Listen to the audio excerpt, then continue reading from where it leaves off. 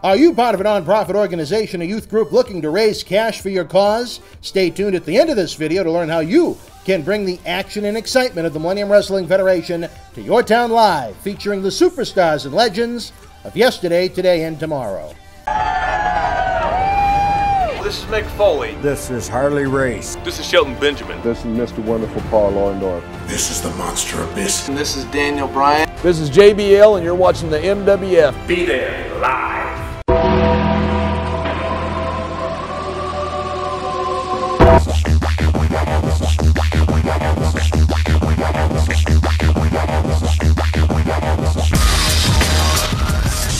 Good afternoon again, everyone. This is Ross Foreman, Head of Media Relations for Global Force Wrestling. I'd like to welcome everybody to today's media teleconference. We have reporters and writers joining us from around the world, so let's get started. First, I'd like to welcome the founder of GFW, who is now the Chief Creative Officer.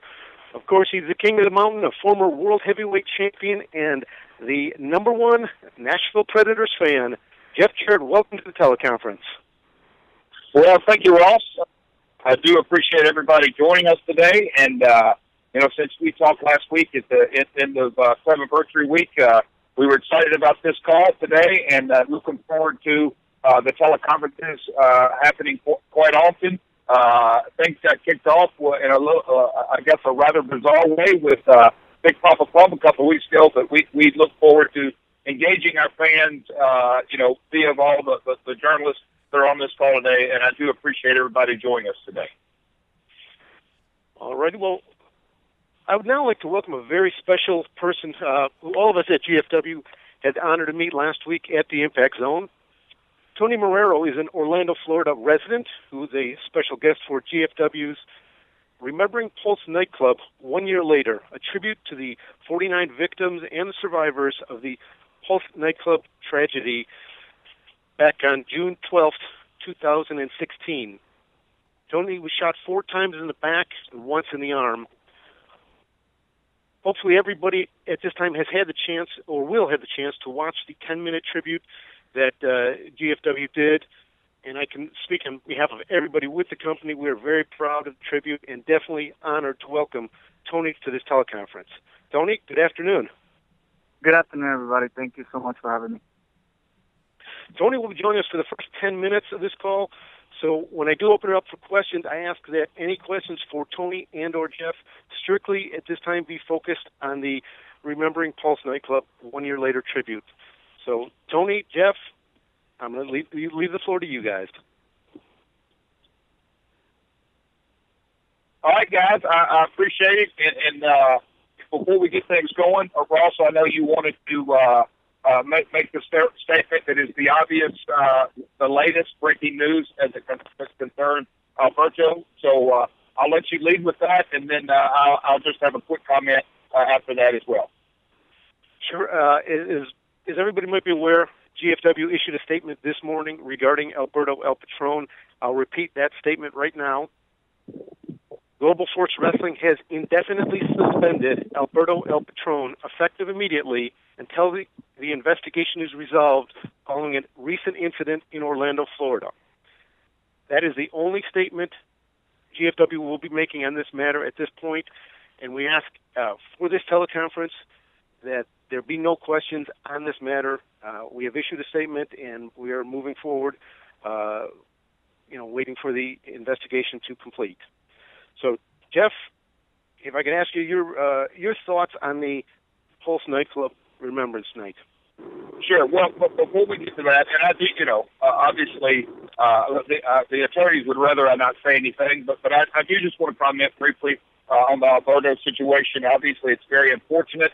Over the last 24 to 36 hours, Global Force Wrestling officials, as well as Anthem and a host of others that are a part of our team, both inside and outside. We're digging into this matter, continuing to dig into this matter. Concurrently, I have generated some of these conversations, and some people have reached out to me. I have I'll call them my mentors, so to speak, in the corporate world that are the CEOs of the world, and then some professional sports, NHL, NFL, player personnel, coaches, both on the pro and the college level. And I just wanted to pick their brain and advice on how to best handle this situation. And really to take away from both of it, and I'll sort of leave it at this, is that, you know, the two takeaways that I got from the combined conversations are, at the end of the day, it truly is on a case-by-case basis when you're dealing with athletes and entertainers and that type of public figures and that type of situation, as well as there's never an absolutely correct decision to make, a right decision, and there's always not an absolutely wrong decision to make. But just as I left the staff meeting a few minutes ago with our weekly staff meetings here at Global Force, you know, I addressed everyone in the room and said, you know, I will take as much responsibility of this as people want to put on my shoulders. You know, I've been blessed to be put in this position, and I truly want to make the best decision, not only for everyone in administration and production and talent, all of our production folks, that, you know, when you group that entire group, it's well over 200 people that depend on, quote unquote, a paycheck from this organization. And then at the end of the day, again, I've been around the business for over 70 years. At the end of the day, the wrestling fans are the ones that are first and foremost. So, you know, it's part of our responsibility as well to look after that. So it's an unfortunate situation. We take matters, any legal matter, but we also take personal matters. And obviously, the recording has started. It's obviously a legal matter as well as a personal matter, and so we take it very seriously. And you know, I've probably spoken a little bit more than I should, but I just wanted to make sure that I was as transparent as I possibly could with everyone on the call. And again, we'll move on from that and move on to you know, as I stated earlier, last week when the PR team and myself sat down and the teleconferences were going to be laid out, we're very excited about it, very, very pleased with the week of Slammiversary and everything that led into it. But, you know, a week ago this past Monday, our Pulse nightclub tribute was very, very emotional from everyone in the arena as well as backstage, and then to follow up with the Facebook post and I just got to thank my wife Karen and Tony have become buds through this wonderful situation that we came together and making the best of a very horrific tragedy. So with that being said, Tony's a great guy, and me and him are open for questions to kick this teleconference off. Tony, before we get to questions, if I can ask you your thoughts as you reflect back on the tribute a week ago. Of course. First of all, I want to thank the entire production for it was a beautiful way to honor the victims, survivors, and everybody affected by this horrible tragedy that happened a year ago. It was a very emotional night for everybody, not just me, but everybody that was involved. It was a very emotional thing to see, as well as beautiful. And like I said, I want to thank everybody that was involved in doing this, you know, tribute to everybody that was affected by it. Thank you, Tony. At this point, I am going to open it up for questions for Tony and or Jeff about the Pulse Nightclub tribute. If you have questions, you hit *6, and we'll get to some of those questions right away. We're going to keep Tony on the phone here for about 10 minutes now. I know there were plans for converting the Pulse nightclub into a memorial in honor of the victims. So what's the status on that, and is that still happening?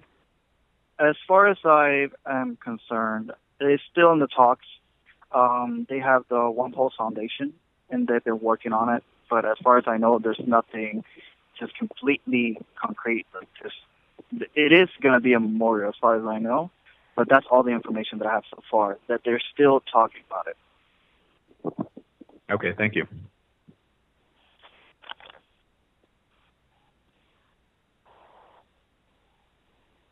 Hi, Ryan Bowman from thegorillposition.com. I kind of want to ask Jeff and everybody, really, as everything happened, Orlando's kind of home for everybody and the tapings. What was that like, and how did it shake everybody up?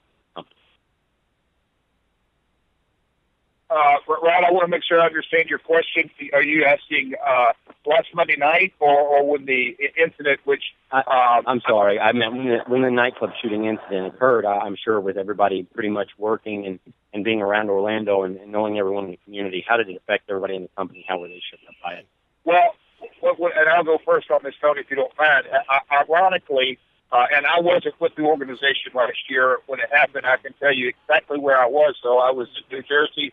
I just got done with the GFW show, and it was early in the morning, and I woke up before I went and did my cardio, and I turned on the TV. Karen was still asleep, and then, you know, like probably millions of Americans, we were glued to the television show on that morning. And then our wonderful friend Joe Park shared a story with me last week that the production crew was actually in Orlando, and when they got off Joe Abyss went downstairs and got off the elevator, and there were armed guards with machine guns, and it was sort of a police headquartered, a mobile headquarter.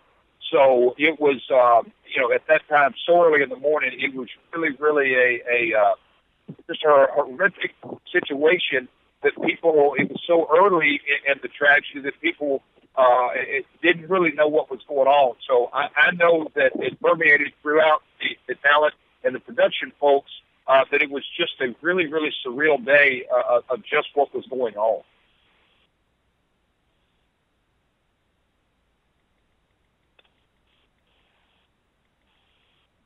I'd try and do more to help you, but I'm on a conference call right now through the headset. Hi, Jeff. This is Alan Wojcik from Outside Interference Wrestling Radio. How are we doing today? Great. I hate asking this question, but I have to ask it. The Alberto El Patron situation. A year or two ago, TNA ran into an issue where Sean Hernandez was under contract to Lucha Underground, and he had to get edited out of TV, including the entire Beatdown Clan angle.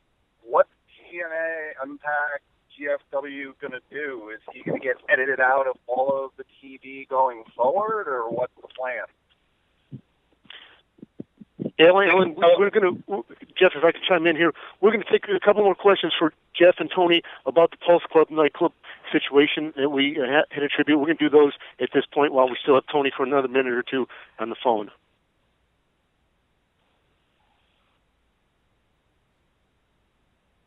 Hello. Go ahead with your call. Question? Yes. So, hi, this is Riju from Sportskira in India. I had a question for Jeff. Hey, Jeff. Congratulations on a fantastic Slammiversary 15. My favorite match was JB and Scott Steiner versus Josh Matthews and Joseph Park.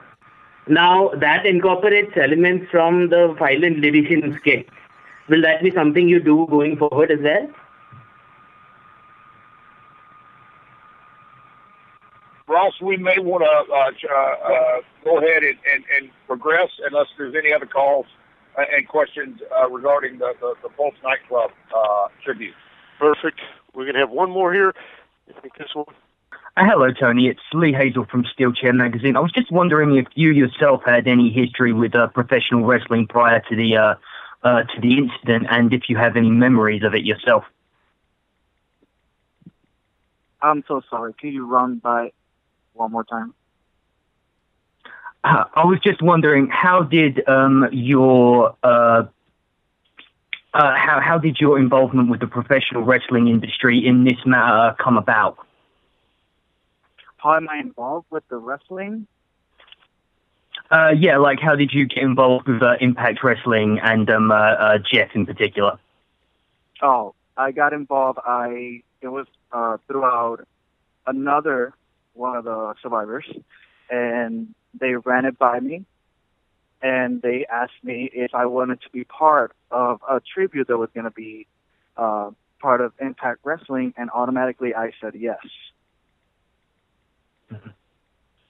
Fantastic. Thank you very much, Tony.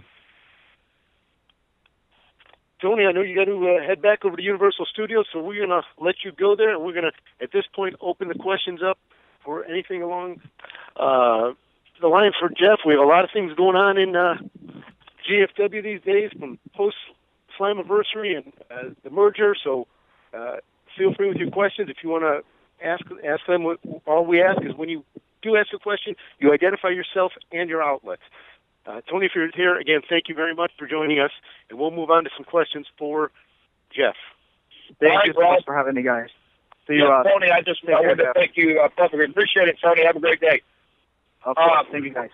Bye-bye. Ross, as we move along, I didn't quite get the Sportskeeda specific question from India, but I'll go back to Alan, his question. And again, I wasn't with TNA Entertainment / Impact Ventures at the time that the Hernandez situation, but from my understanding, that was a completely an IP, intellectual property situation, in that he was signed, or there was a legal situation where he could not appear on camera. To the best of my knowledge, in this matter, it's a completely different situation, in that, again, decisions are made, what's best for the league, what's best for the brand, what's best for everyone involved.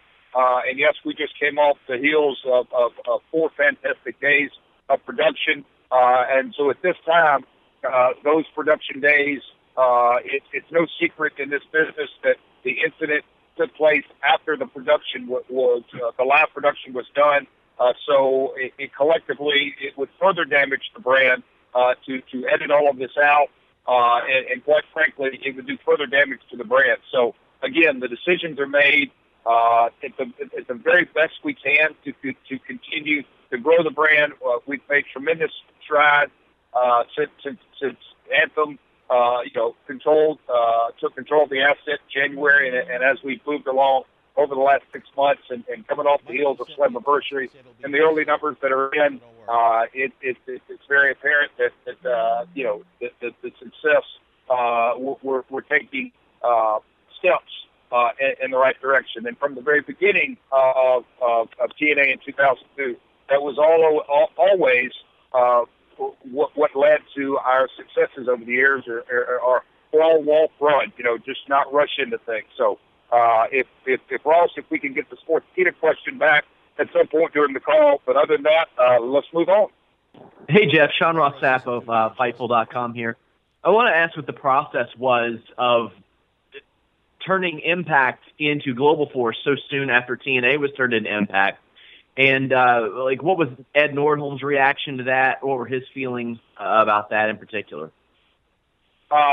Obviously, it was a collective decision. Very early in our relationship, dating back till mid-December, it was very clear that the TNA name was going away with no uncertainty long before I came on board. And so as the days, weeks turned into months, the process began, that it was very apparent that the name of the brand, name of the league, name of the promotion, WWE is to Raw, what Global Force is to Impact, that the name TNA was going away. From day one, the name of the television show was always Impact. And so it was a collective decision with multiple executives that were on board here that obviously wasn't a singular decision by any stretch of the imagination. Len Asper, Ed Nordholm, production elements, it was a collective how we were going to transition in, and we're well aware that it is going to be a step-by-step process. That the name or the initials TNA have much more equity internationally, specifically in India. That the double entendre doesn't exist.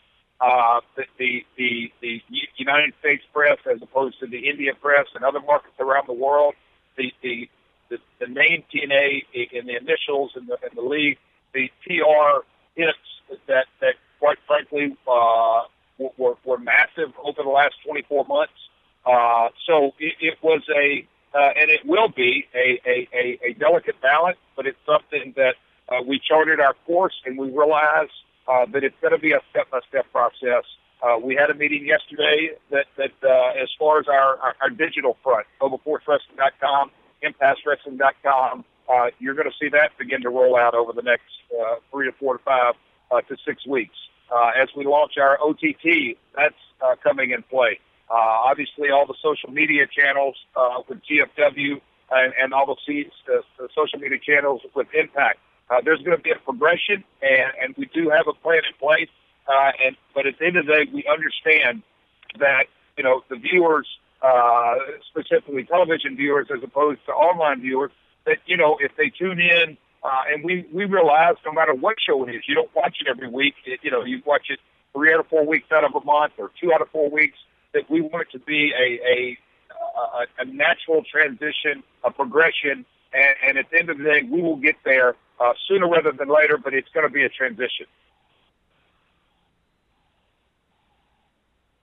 Hey, Jeff, this is Tommy McCardle from ringscoops.com. How you doing today? Good. How you doing, sir? Doing pretty good. If you West Coast or to make a return to Las Vegas for any tapings? The short answer is absolutely yes. The timing is something that right now we have staff in Ontario that are doing, some site surveys. It's no secret that we're coming out to Staten Island, Long Island, and Bridgeport. We're going to be making further announcements about. We're going to be making announcements about our AAA relationship and the talent exchange, and we hope very soon that we're going to be making announcements about AAA joining us on our New York trip for our live events. Obviously, like I said, we're looking at Ontario for September. We're probably going to look at another Northeast run, fourth quarter of this year, and then as we head into January, discussions have already begun about looking in first quarter, going back to our traditional first quarter of the United Kingdom tour. But to say Vegas is on our radar without question, it is a fantastic, just like Orlando, it's one of the entertainment capitals. It's a destination city, and then West Coast. It goes without saying, all the wrestling fans from Northern California all the way to Tijuana. So timing is obviously the biggest factor. But yes, we're looking at a West Coast swing.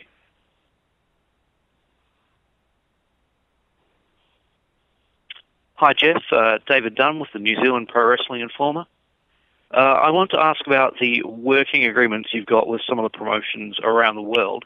The original iteration of GFW set up several, in principle, agreements with a number of independent groups, Australia, New Zealand, South Africa, United Kingdom, etc. What is the status of those relationships with regard to the current form of GFW? Well, it's very obvious that there's been a major turnover in talent, and that, the world in which we live in this wonderful world of professional wrestling is much more transparent, and that everybody has a start, whether it's in the smallest of independents or whether it's a major independent. But, there's great operations literally around the world. The UK scene goes without saying. Australia, there's been several independent tours as of late. I've been contacted by my friends in New Zealand as well. So we are going to recognize, no matter where the talent comes from, Desmond Xavier, who is a star and completely on the rise with a rocket ship on his back. There's a story behind every individual wrestler that comes on our roster. They most of the time have somewhat of a home base or a home promotion, and we're going to continue to recognize that. And so there's promotions around the world that as we continue to roll in third, fourth quarter of this year, more independent promotions, will be recognized. Monster Factory, their tag team champs, obviously came on board back in March. But Russell Pro is an independent organization we work with in the Northeast. MCW based out of Baltimore. So there is so many promotions out there that are thriving and doing well in independent wrestling, as opposed to, when I broke in, I'm an old man, but back in the 80s, the territories exchange of talent. Now the independent scene is truly the lifeblood of our industry.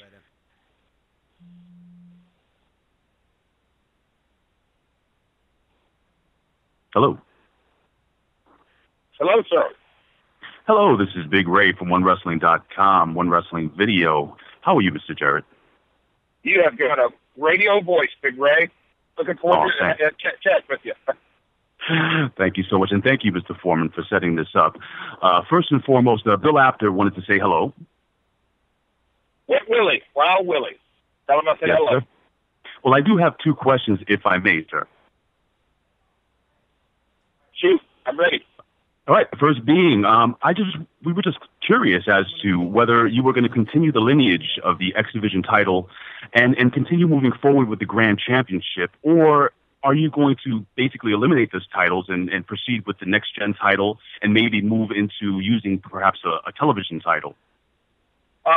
You know, obviously in the world, and you know, whether it's WWE or back in the day WCW or back in the territory days, 6-man titles, tag titles, it's always a work in progress. But the plans going forward are, you know, the global championship, and we looked at things, and we have unique plans later on the year for the next gen championship. But the four divisions as we head into Destination X are the X division, the Knockouts division, the Tag Team division, and the Global Championship. And the Impact Grand Championship is still exactly what it was prior to Anthem coming on board. Very good. Now, my second question is very straightforward. There are other companies that pin themselves to be more of a PG product. Now, will GFW be pushing, let's just say, pushing the edge and giving us more of a realistic base of sports entertainment and pro wrestling, Mr. Jarrett?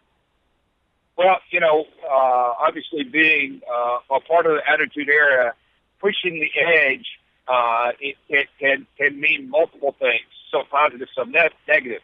But a global force, it is exactly something that I've been a part of and seen throughout the years. The most productive storylines, if you want to call them storylines, are always reality-based, whether it's Stone Cold versus Vince McMahon, whether it's the NWO that connotated the WWF and was, you know, the situation was litigated, the WWF invading WCW, you know, no matter, you know, going back way to my early years, Lawler and Dundee, a huge rivalry that existed for years based on their true personal hatred of one another. So quite frankly, when you say push the edge, not in a negative or language or smut, if you will, but we will and will always continue reality-based situations have always been the most successful in professional wrestling, and so if you want to say that's pushing the reality-based you know, component, the answer to your question would be yes.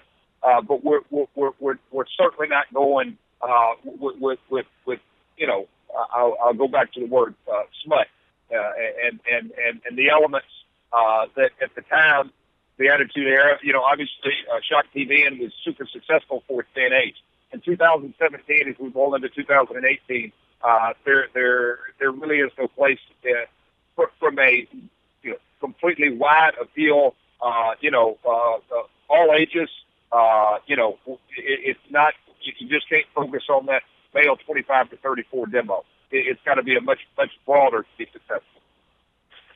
We can remind all reporters to ask only one question since we have a lot of people waiting. Jeff, can I ask you, though, what's up with the titles? We have an announcement on titles upcoming in August? You talking about the new belts? Yes. I was answering emails on that at about 6 o'clock this morning. So it's a work in progress, but we're excited for August the 17th for Destination X and the new title. Hi, Jeff. This is Rod Geary with WrestlingInc.com. I had a question regarding the Hall of Fame. It was and James Storm kind of promoting the Hall of Fame ahead of time, but saying he wasn't going to be in. I guess we can't do two-parters, but is there anything to James Storm not being at the Slammiversary, the post-Slammiversary Impact taping? Well, the post-Slammiversary Impact tapings, James had a head injury. He said it's not bad. I kind of think the doctors, although they, you know, but that's James, and James will always be James. The doctors have different opinions, but that had, I'm not sure. I know you're the two-parters, so even though we're all stuck wanting to answer two-parters, on the topic of Hall of Fame, that was, you know, I guess you could say, as tradition went, that the Hall of Fame inductee was announced on Slammiversary. We collectively have a different philosophy, and we just wanted to announce on Slammiversary. Obviously, it's many months off. That obviously on November 5th is the date for Bound for Glory, but on November 4th, we're going to have a fan fest, and we're going to have a Hall of Fame dinner. We are having those discussions and have been having those discussions. There's a very good potential that the first inductee of this class can be announced on August 17th. But stay tuned to our YouTube channel and our website. Further details will be coming. But no, I'm super excited about that. There's a lot of different candidates moving forward, and I'm of the mindset that a Hall of Fame inductee should be certainly in the twilight of their career, and I don't put James Storm in the twilight of his career at this time.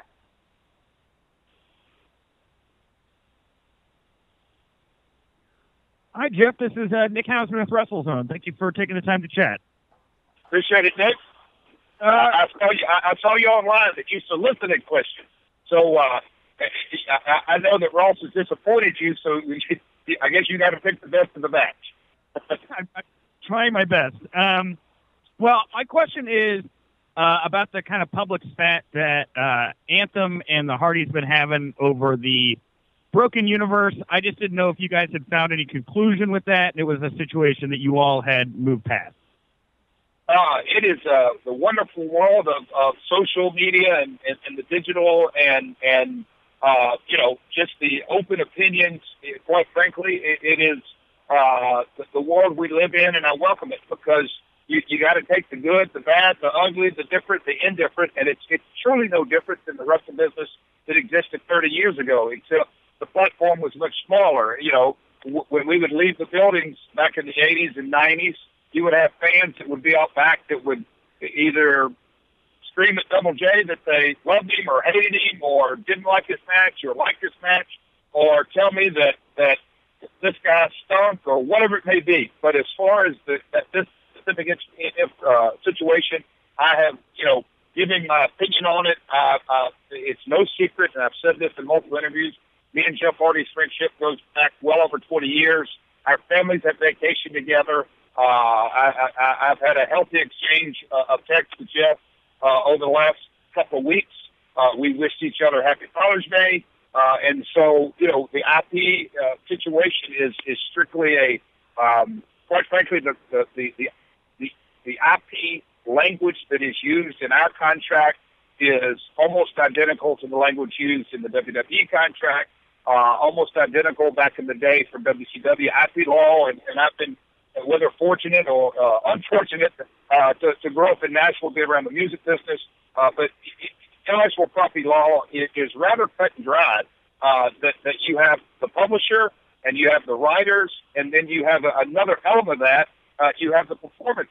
There's people in Nashville that can sing a song and take it to number one, and 10 years later, another artist can come along, and they can sing that exact same song and take it to number one, and they make their money off performances. But the writers and the publishers continue to make that money. So it goes without saying. The wrestling business is different. Vince McMahon owned the name The Rock until The Rock bought it back. Same with Razor, same with Diesel, and I could go on and on about guys jumping ship from especially back in the Attitude area when guys would jump ship from WWF to WCW. Big Boss Man was never the Big Boss Man in WCW. But quite frankly, there only will ever be one Big Boss Man. And it goes without saying, that performance, there's only one broken Matt. He did that. It transcended the Hardy Boys or Matt Hardy, and that goes without saying.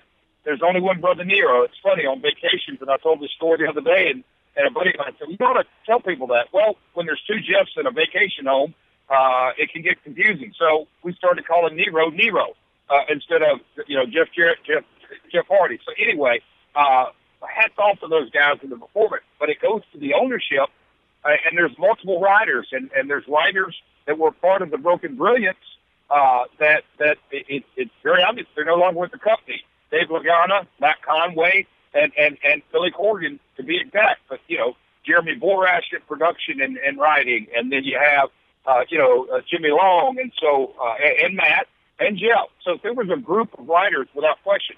But ownership always lies with the publisher, and that's not new to this industry or intellectual property law. Hi, Jeff. Raj Gary with WrestlingInc.com again. This is, I guess I wanted to ask what the status of the GFW World title is right now. Is it considered vacant? At this time, you're talking about Alberto's belt. I just want to be clear because there was a belt question about the global championship, but which is the world title, correct? Right, correct. Yeah, Alberto. Yeah. The decisions, obviously, again, I don't want to comment, but this is, again, I want to be as transparent because it's the world we live in, and I'm totally on board with this. I've got 5 kids, and you know, communication is the key to any relationship, whether it's personal or business or whatever. So to communicate with you folks who are taking the time out of your day to jump on this call, it's an ongoing investigation. Sounds so legal, but it goes a lot further than legal. So the ongoing investigation. So at this time, that situation has not been addressed as it directly relates to the belt because it's far from the most important, in my opinion.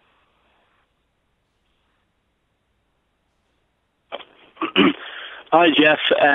Donna Corby from the Irish Daily Mirror here. I'm just wondering, you talked about coming back to the UK. When exactly, I didn't hear you earlier, when exactly do you plan on returning to the UK? Because we know that Impact in the past have had such a huge following around here. Nothing specific. Talks began before Summerversary. I had another call this week. Obviously, the world of sport, the WWF situation is still ongoing. Everything's a work in progress. But you know, traditionally, we've come in January. So I don't want to hold ourselves to January, but first quarter of 2018 is what we have preliminarily targeted. Hey, Jeff, this is Tommy from ringscoops.com again. I got a question. Do you plan on doing any women's tournaments in the future? Obviously, the Super X Cup is something that you can say we brought back, but I kind of think this year's version is by far the best. When you have, Ishimori, you have Drago, you have such an international flair into it. And so it's something that we, brought to the forefront, new and improved. And a women's tournament, for a long time, we didn't have any women's wrestling in at that time called TNA on Impact, just because we wanted the depth of the talent.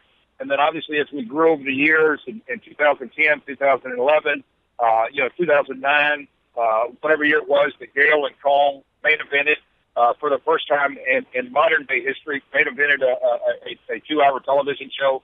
And so the short answer to the question is without question, because the depth of women's wrestling, quite frankly, has exploded over the last 36 months in a great way. So the short answer is yes. The timing, that would have to be a collaborative effort from the matchmaking group.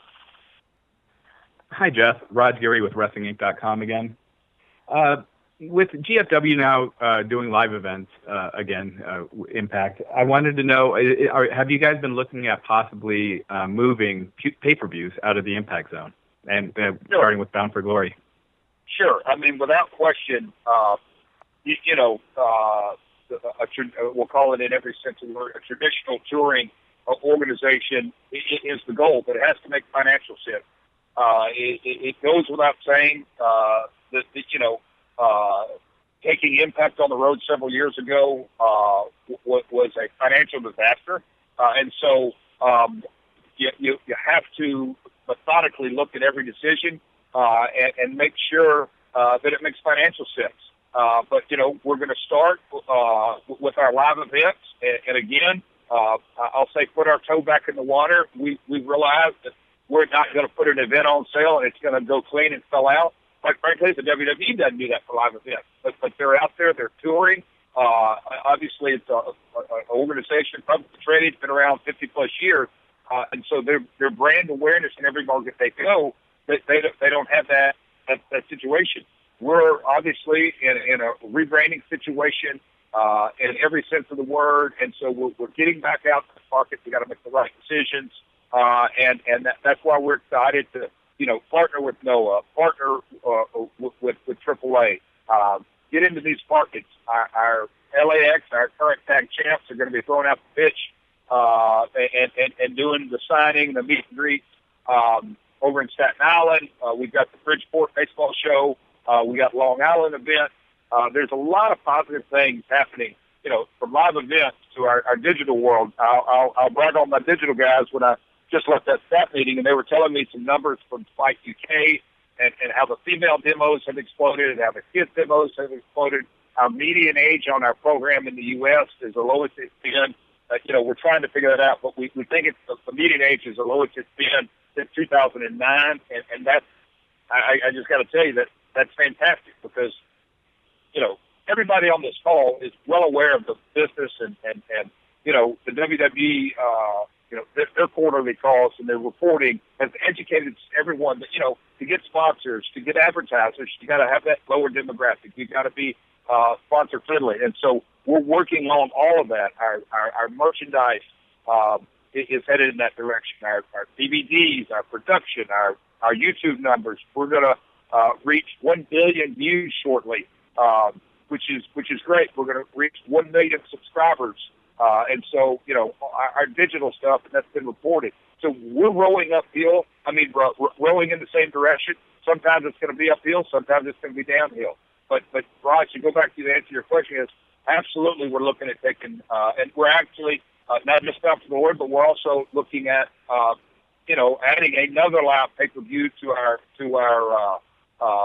schedule in 2018. You're a little bit late. Have you been in contact with Alberto yet at this point? Yeah, and I'll. Yes, you are a little late. We hit it off the top, and we made the statement. I'm sure you've seen it on our site. If you haven't, you can go to ImpactWrestling.com or GlobalForceWrestling.com. I have. Yeah. Statement. Yeah, and so that is our statement. I probably said a little more than I'm supposed to, but the short answer to your question is, without question, I have been in constant contact with not only him but his representatives as well. Hello, Jeff.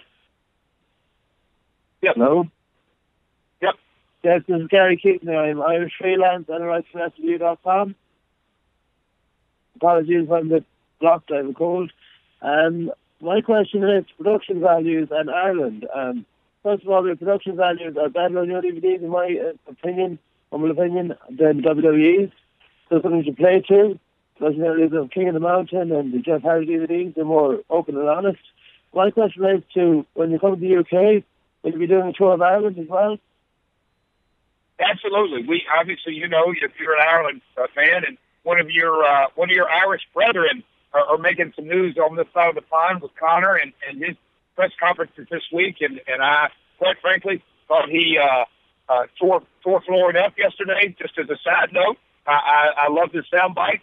Nobody does a presser better than Connor. But yes, Dublin has been very, very successful for us over the years. I can remember as far back as 1994 having some shows in Belfast and Northern Ireland. So, but no, the short answer to your question is Ireland is obviously being looked at, and we've had success there. So I see no reason why we wouldn't make that a part of the tour.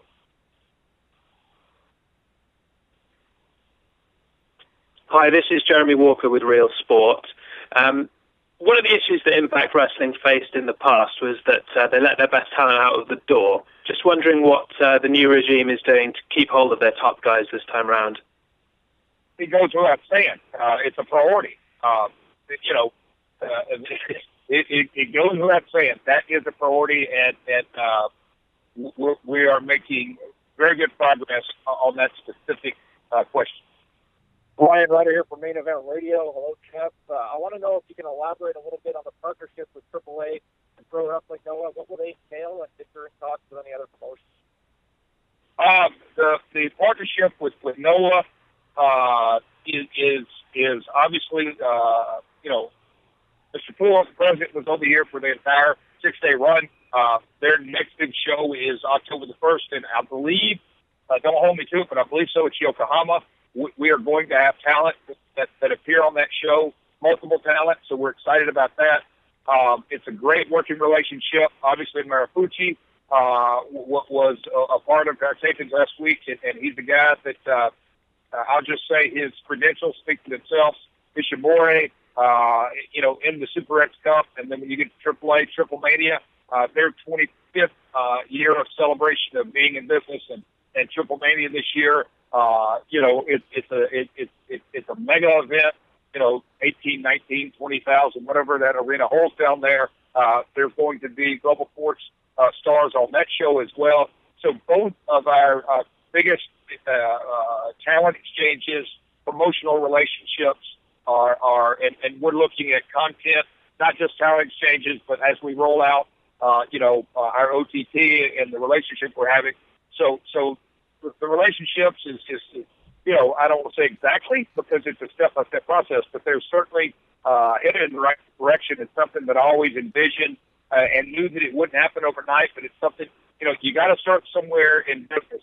And look, there's no one in this world more impatient than me, but through the years, you've learned that, you have to start with A before you can ever get to Z in the alphabet if you're going to go all the way through it. So it really is a step-by-step process.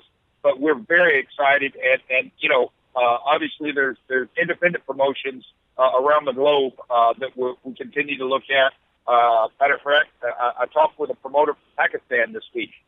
So wrestling is truly a global product. Jeff Sky gave me again from Wrestle in Freelance Ireland. Have you been in talk ever with CM Punk, or would you try to comment on CM Punk's status as a wrestler? Do you think he'll come back to wrestling and come back to the GFW, TNA? In fact? No, CM Punk, to my knowledge, no conversations that I've certainly had. But also, I totally my understanding that, he's tied to a UFC situation, and that's where his energy's headed. Unbelievable talent, and I've said it when it first came out. Hats off to the guy to step into that octagon. Win, lose, or draw, he's a winner in my book for chasing his dream. Hey, Jeff. Sean Ross Sapp of Fightful.com here. What type of relationship, if any, do you maintain with Spike TV stateside? I know they're rebranding at the end of the year, and I didn't know if you had kept in touch with anybody from that wing maybe over the past several years. You broke up right at the beginning. Can you restate that, Sean? No, actually, we're on the next call. Jeff, he was asking about the Spike TV relationship domestically. Oh, obviously we're in a long-term relationship. It's no secret that they're rebranding the Spike Network here domestically, going to the Paramount Network, and you can see if you read the trade, the direction they're headed. They have an enormous investment in Bellator. But I'll just say this, I have a long-term relationship with those guys, and Viacom has multiple outlets, and so who knows what the future holds. Hey, Jeff, this is Tommy from RigScoop.com again. My question is, are there any plans for a GFW video game in the future? That is at the top of the list when you look into the licensing. And again, the licensing program, going back many years ago, again, it is a methodical, it doesn't happen overnight process. The two biggest categories when you look at licensing are video games and action figures, and both categories, the steps have begun, although very baby steps and preliminary. But quite frankly, there's nothing more than I would love because, again, we're a global brand, and there's a lot of video gamers around the world. And so, action figures and video games are the top two categories in the licensing program that we're going to begin to develop. Just time is very limited, so if you have already asked a question, I ask that you take yourself out of the queue for a future question. We're going to try to get through as many as we can in the limited time Jeff has left.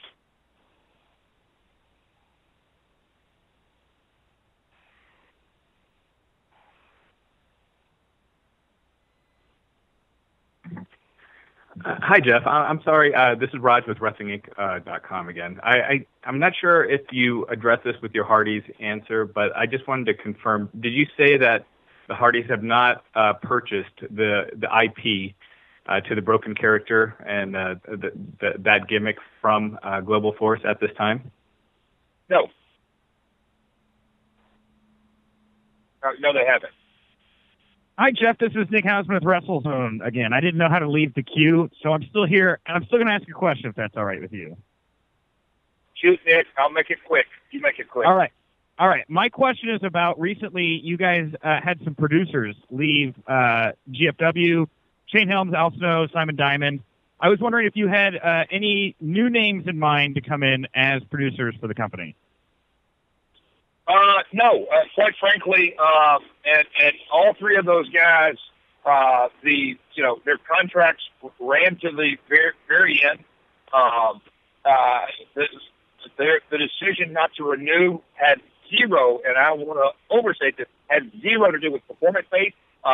We went to India, and it was from a production, just because of economics. We had obviously a shell crew, but 8 agents for a 2-hour show is overkill.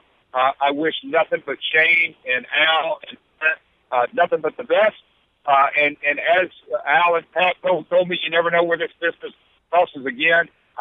Pat has been with us since back in the Asylum days. There's only a short period when he wasn't with the organization.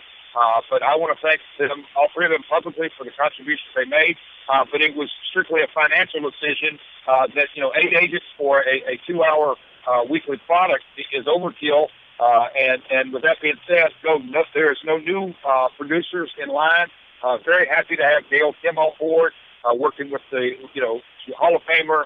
Goes without saying, a pioneer or the pioneer, her and Kong, with the Backhouse division. But there is absolutely no plans for new producers down the road.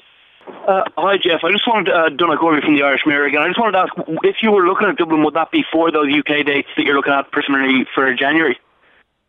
Yeah, again, I said this earlier. You can't hold me to it. The first quarter of 2018, we're looking at I'll call it even a European tour, because in the past we have had shows in France. Obviously, the German market. WXW is a partner of ours, and we've worked with a fantastic organization. There's an organization in Switzerland, Austria. Obviously Ireland is on but just because we've been and had some great success in Dublin. So yeah, it is on the short list.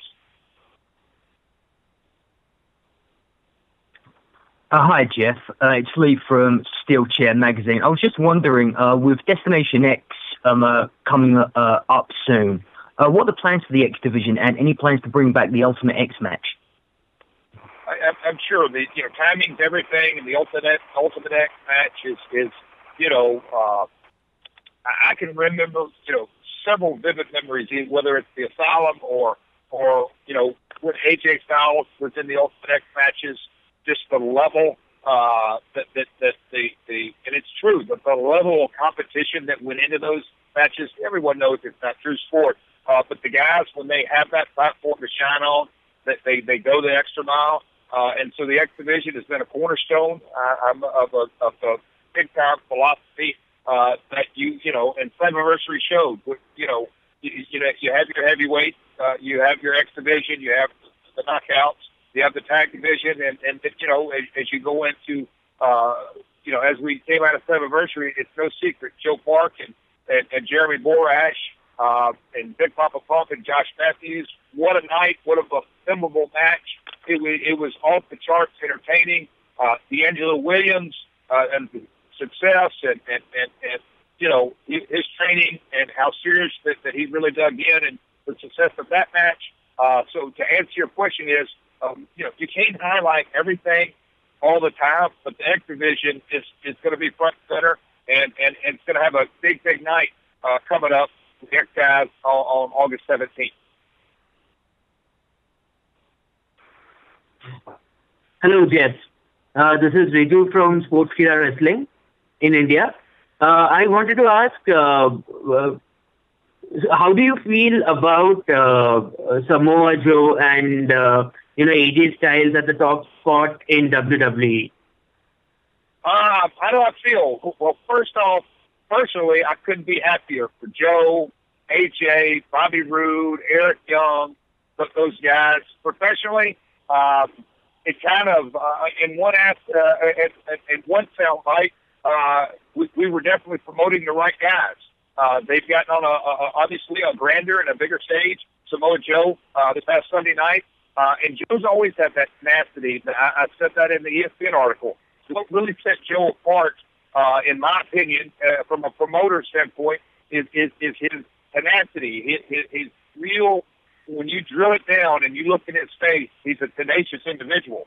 AJ Styles' athletic ability athletic ability was truly phenomenal. So very happy for those guys. Everything that they get today, AJ and Joe have both been in the business. AJ was with us 13 years. I wasn't here when he departed.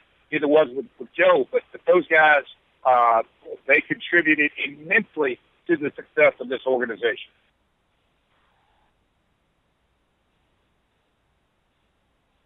Hey, I'm Tim from Germany here, GFW. I have a question. I had last week Bad Bones John Klinger in the interview and said he's really looking forward for working with Jeff. Your thoughts about Bad Bones John Klinger, and is there a chance to be on TV in Germany again? I think that was a two-parter. I love Bad Bones, great talent. He told me a funny story that I'll share, that he dressed up as Halloween one year as the Slapshot character, and his dad actually made him a guitar. So got a lot of respect for Bad Bones and his wrestling ability. In Germany, as you know, that's a very, very unique television market, and has been for years, dating back to the mid '90s when we went over there. And quite frankly, the U.S. A lot of the business was extremely down in the early '90s, and we would go to Germany. I think we were on RTL side and sold out 12 and 14,000 seat arenas. Bret Hart was on top every night. So German market is very unique, and there's nothing more than we'll call it the new regime, the new rebranding, and the reemergence that we would love to be on TV in Germany. And we are working on that. That's sum up the answer to the question. We have time for about 3 more questions, and so if you have not chimed in for a question yet, please do not. We are wrapping it up right now, Jeff, for you. You may now ask your question. Hi, Jeff. I just wanted Donna Corby from the Irish Mirror again. I just wanted to ask, if you were looking at Dublin, would that be for those UK dates that you're looking at personally for January? Yeah, again, I said this earlier. You can't hold me to it. The first quarter of 2018, we're looking at I'll call it even a European tour, because in the past we have had shows in France. Obviously, the German market, WXW is a partner of ours, and we work with a fantastic organization. There's an organization in Switzerland, Austria. Obviously, Ireland is on our, but just because we've been and had some great success in Dublin. So yeah, it is on the short list. Hi, Jeff. It's Lee from Steel Chair Magazine. I was just wondering, with Destination X coming up soon, what are the plans for the X division, and any plans to bring back the Ultimate X match? I'm sure the timing's everything, and the Ultimate X match is I can remember several vivid memories, whether it's the Asylum or when AJ Styles was in the Ultimate X matches. Just the level and it's true, but the level of competition that went into those matches, everyone knows it's not true sport. But the guys, when they have that platform to shine on, that they go the extra mile. And so the X division has been a cornerstone of a big time philosophy that and Slammiversary showed. You have your heavyweight, you have your X division, you have the knockouts. You have the tag division, and as you go into, as we came out of Slammiversary, it's no secret. Joe Park and Jeremy Borash and Big Papa Pump and Josh Matthews. What a night! What a memorable match! It was off the charts, entertaining. D'Angelo Williams and the success and his training and how serious that he really dug in, the success of that match. So to answer your question is, you can't highlight everything all the time, but the X Division is going to be front and center, and it's going to have a big night coming up with the X guys on August 17th. Hello, Jeff. This is Riju from Sportskeeda Wrestling in India. I wanted to ask, how do you feel about Samoa Joe and AJ Styles at the top spot in WWE? How do I feel? Well, first off, personally, I couldn't be happier for Joe, AJ, Bobby Roode, Eric Young, those guys. Professionally, it kind of in one soundbite, we were definitely promoting the right guys. They've gotten on obviously a grander and a bigger stage. Samoa Joe this past Sunday night, and Joe's always had that tenacity. I said that in the ESPN article.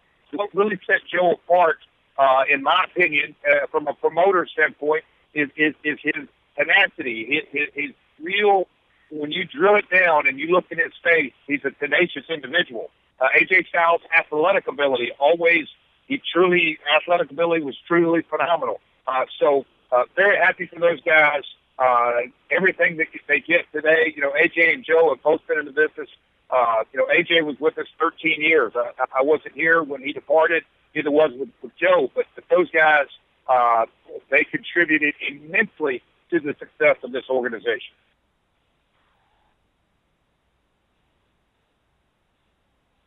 Hey, I'm Tim from Germany here, GFW Talk. I have a question. I had last week Bad Bones John Klinger in the interview and said he's really looking forward for working with Jeff. Your thoughts about Bad Bones John Klinger, and is there a chance to be on TV in Germany again? I think that was a two-parter. I love Bad Bones, great talent. He told me a funny story that I'll share, that he dressed up as Halloween one year as the Slapshot character, and his dad actually made him a guitar. So got a lot of respect for Bad Bones and his wrestling ability. In Germany, as you know, that's a very, very unique television market, and has been for years, dating back to the mid-'90s when we went over there. And quite frankly, the U.S. Live event business was extremely down in the early '90s, and we would go to Germany. I think we were on RTL side and sold out 12 and 14,000 seat arenas. Bret Hart was on top every night. So German market is very unique, and there's nothing more than we'll call it the new regime, the new rebranding, and the reemergence that we would love to be on TV in Germany. And we are working on that. That's sum up the answer to the question. We have time for about 3 more questions, and so if you have not chimed in for a question yet, please do not. We are wrapping it up right now, Jeff, for you. You may now ask your question. Hi, this is Dan Marotti with Boston Wrestling Sports. Appreciate a minute of your time, Jeff. Right now, you have a period of time in pro wrestling in the United States where you may have the least amount of fans ever watching the product. There's probably more wrestling fans that don't tune into wrestling of any kind that do. I was wondering if you thought maybe taking Impact to a more serious approach with less comedy, less skits, maybe a way to engage fans once again, where TNA has had so many phenomenal moments and great events over the past 15 years. And if you have any kind of a plan to try and bring back lapsed, not just lapsed TNA fans, but lapsed wrestling fans in general. Muted. Obviously, and I'm that one who, by any stretch of the imagination, that likes to, quote-unquote, put my head in the sand. But when you look in totality of television ratings across the board, live event sporting is the only thing that is consistently, and that's not, baseball has, 182 games or whatever, 162 games and that, but big marquee events, Super Bowl, playoffs, Stanley Cups, those kind of things, those are the only things that are consistently, I'll say, on the uptick. The world has changed. And so from our point of view, is that the international markets have obviously notched up in importance. Again, I'll go back to I have 5 kids. My oldest is 20. You can say that she was, quote unquote, a Disney Channel kid. That's what she consumed as far as their entertainment. My 10-year-old and Cody and my 13-year-old and Jarrett, they never watch Disney or Cartoon Network. It's YouTube, it's streaming services, and so you extrapolate that out to all demos. Nielsen has come out with new ratings on people meters and digital minutes consumed, and watching in bars and restaurants, different events. And so how we consume our entertainment is no longer destination television. Last night, and I've given it some time just because I've been so busy the last 30 days, 45 days, ever since it's been out, I got to watch Glow for the first time, and the first episode. And nowadays, okay, look at it. I got to get up early in the morning. I'll watch one more episode. Oh, I'll just watch one more episode. The world has changed, and so the plan in broad strokes, and you have to tip your hat at Vince McMahon and the WWE Network, again, a visionary in our industry, is that the world of digital has exploded in importance in viewer engagement. So if you'll notice over the last however many days it is, I'll say early March, Kevin Sullivan and all of our production with GFW, the amount of content that is churned out on a daily basis, it has skyrocketed. Our views have quadrupled since January on YouTube. That's a big number. That is a really big number, but it's 3 and 5 minute consumptions. Our one night only series is going to be the Amped Anthology, and Chael Sonnen coming off a win with Bellator in the main event at Madison Square Garden. He's coming in next week to do some voiceover work. Cyrus Fees is going to be our play-by-play on that. And he's a guy who travels the world doing MMA. He's in Russia. He's in Poland. He's in South Africa. He's all over the place. So, broadening our strokes, so to speak, is one strategy that you cannot depend on your weekly episodic television show as the only way to engage your audience. It's much broader. It truly is 24/7, 365. Hi, Jeff and Ross. Thanks for giving us some candid time today. This is Ben Doer from IRW Network and the Impact Attack podcast. And I wanted to speak to the announcement that you had the other day of signing the Akbars, former GFW talent, and the controversy that might create in today's PC climate, and what you're looking forward to out of those guys. The Akbars are a part of Amped Anthology, and those guys are going to be appearing on that. And when you look at Ali, who is going back to early in the press conference, Ali is U.S. born. He's a cadet from the U.S. Naval Academy. And just because he has the God-given name that was given to him, and for people around the world that commit heinous crimes, he's stereographed. He is cast in a different light, and that's the world he lives in. Those are, his partner as well. So, yes, we live in a PC world, but that's as real as it can get. He is a U.S.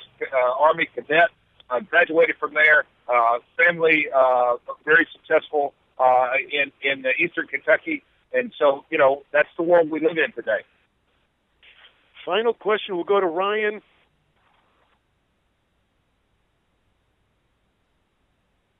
Hey, Jeff, you talked about getting back out on the road and doing the East Coast tour, but and you also talked about TV, but how important is it for you to get Impact live every Thursday night? Again, it's the dollars and cents, and if anybody knows me, they know I was raised on live TV every 90 minutes in Memphis, Tennessee. Live TV is a different element. Everybody in the arena, every wrestler, every production person, announcers, it goes down to the ring pro. Everyone knows when you're live, your adrenaline is at another level. It's physiological. It's just the nature of the beast.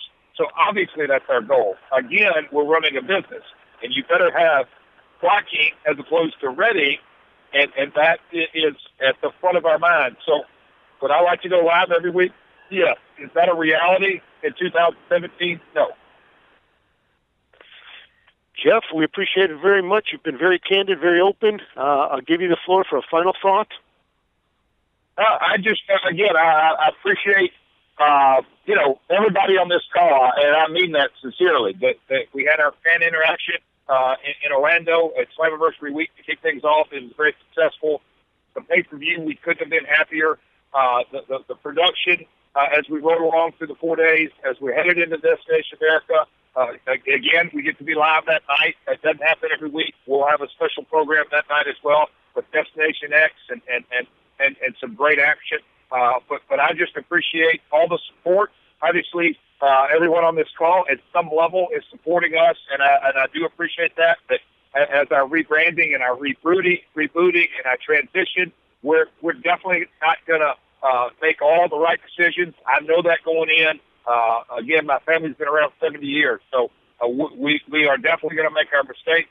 Hope guys can be a little forgiving at times, but from the top to the very bottom of this organization, it's not going to be for lack of effort. You can rest assured on that, and I cannot wait to see what the future holds for all of us. Jeff, thank you very much. On a personal note, have a great birthday on Friday. We'll drop that. Thanks, guys, for being on the call, and talk soon.